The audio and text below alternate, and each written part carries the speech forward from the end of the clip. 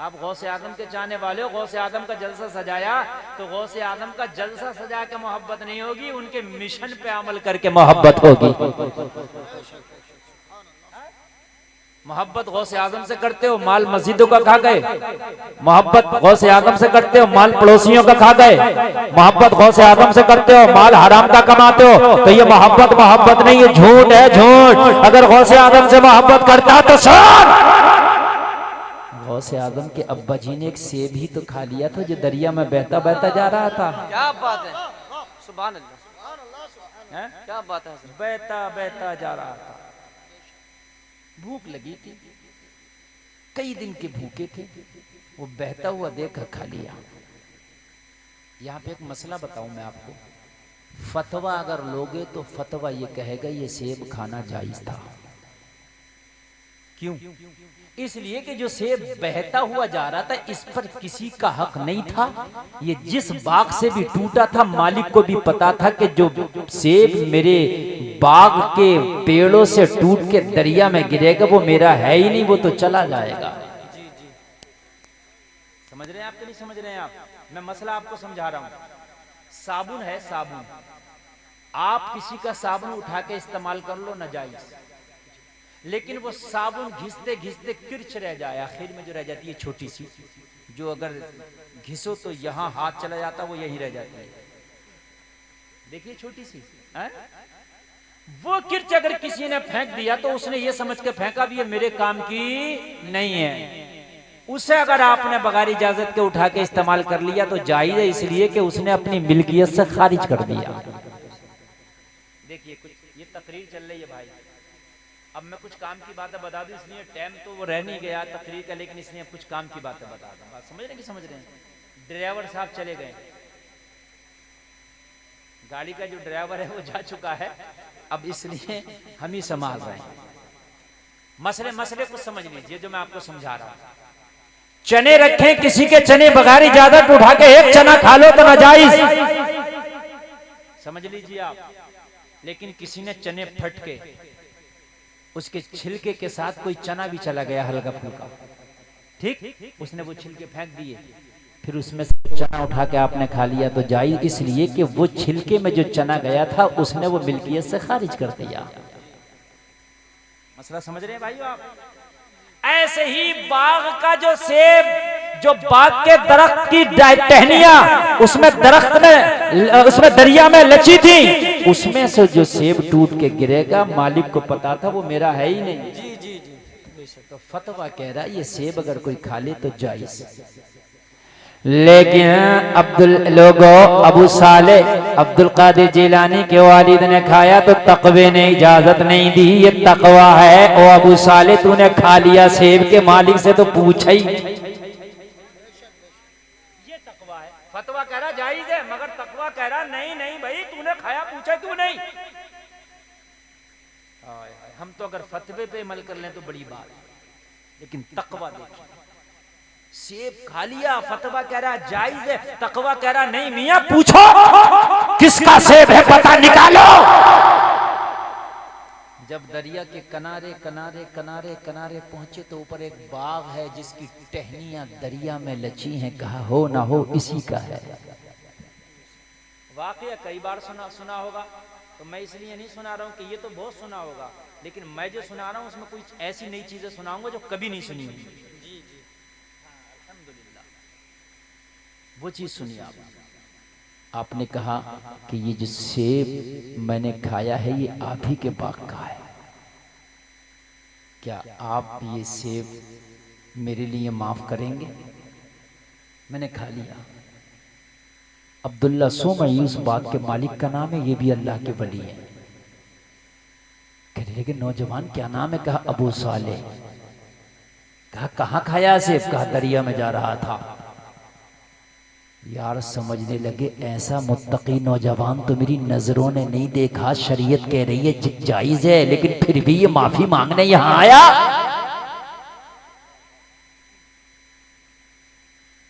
कहने लगे अगर मैं माफ ना करूं तो? कहने लगे मैंने जाना ही नहीं जब तक माफ नहीं करोगे। मैंने जाना ही नहीं जब तक माफ नहीं करोगे। कहा अगर माफी के लिए कोई बड़ी शर्त रख दो तो, कहा जो चाहो रख दो मुझे मंजूर है।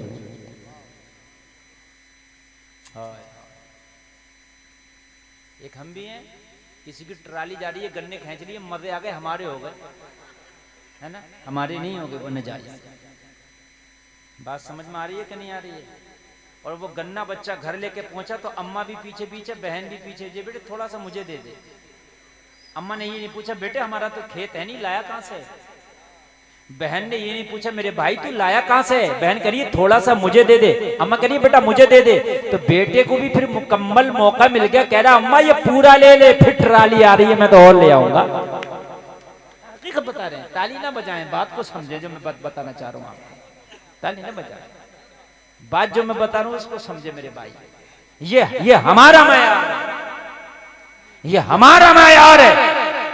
और ये गौसे आजम के बाप का मयार है कि मैंने बहता हुआ सेब खा लिया, बताइए इसके बदले में करना क्या है? इसके बदले में करना क्या है? कहने लगे अगर तुझे सेब की माफी चाहिए तो 12 साल तक मेरा बाग तुझे रखाना होगा। कितने साल तक? क्या आज का कोई 12 साल तक इस सेब के बदले में किसी के बाग को रखा सकता है? 12 साल नौकरी कर सकता है? लेकिन इसको तकवा कहते हैं। कहने लगे हुजूर क्या माफ हो जाएगा 12 साल के बाद? कहा 12 साल के बाद वो मेरी मर्जी है कि माफ करूं या कोई और शर्त रख दूं। आज का होता तो कहता मियां 12 साल तो मैं नहीं रखा सकता, लेकिन खुदा की कसम इन्होंने 12 साल बाग की हिफाजत की।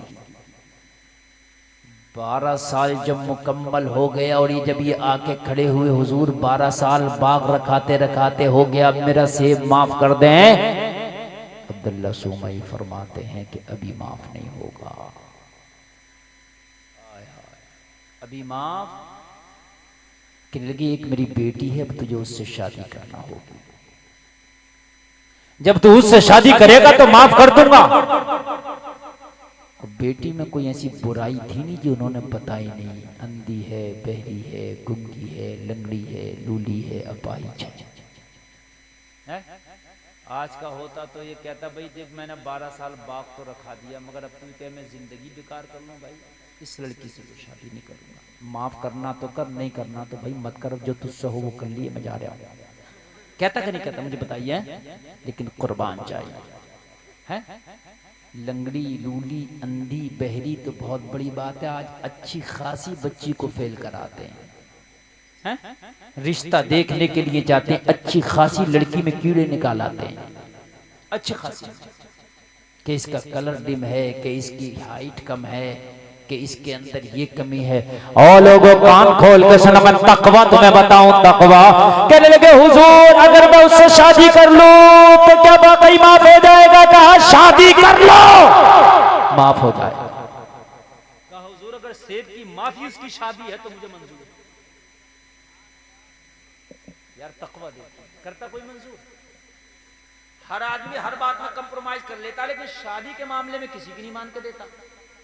अब्बा की भी नहीं मानता, अम्मा की भी बाज औकात नहीं मानता, किसी की नहीं मानता।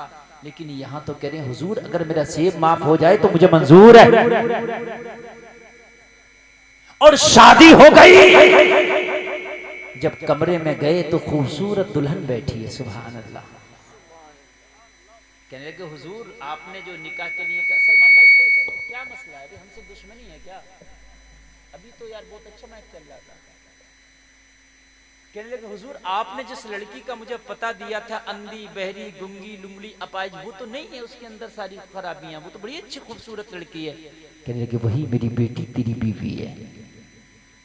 कहने लगे हुजूर ऐसा क्यों? कहने लगे मुझे अच्छे दामाद की जरूरत थी, मेरी बेटी बहुत नेक थी, बहुत पारसा थी, मुझे उसके लिए कोई लड़का ही पसंद नहीं आता था। जब तू सेब की माफी के लिए आया तो मेरा दिल बोला मेरी बेटी का अगर जोड़ा हो तो यही होगा।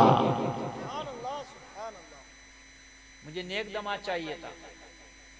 और आज के जमाने में दामाद नेक नहीं देखा जाता, जॉब वाला हो, मालदार हो, पैसे वाला हो, कमाता हो, चाहे 2 नंबर का कमाता हो, मगर मालदार हो। कान खोल के सुन लो, नेक देखो, लड़की हो तो नेक देखो, लड़का हो तो नेक देखो। रही मालदारी की बात, तो मालदारी जब अल्लाह चाहेगा तुझे अता कर देगा। लेकिन अगर तेरा दामाद नेक होगा तो तेरी भी इज्जत करेगा, तेरी बेटी की भी इज्जत करेगा। बात समझ रहे? अल्लाह अल्लाह जरा गौर करें। आगे चलें। कहने लगे मेरी बेटी कुरान के, अगर मेरी बेटी कुरान के साए में पली है, मुझे तुझ जैसा दामाद की जरूरत थी। लोगों जरा गौर करो, तकवा ये है, हम हराम खाएं, जलसे कितने भी कर लें, हराम कमाएं, हम 11वियां कितनी भी कर लें, गौसे आदम के कभी महबूब नहीं हो सकते। गौसे आदम के कभी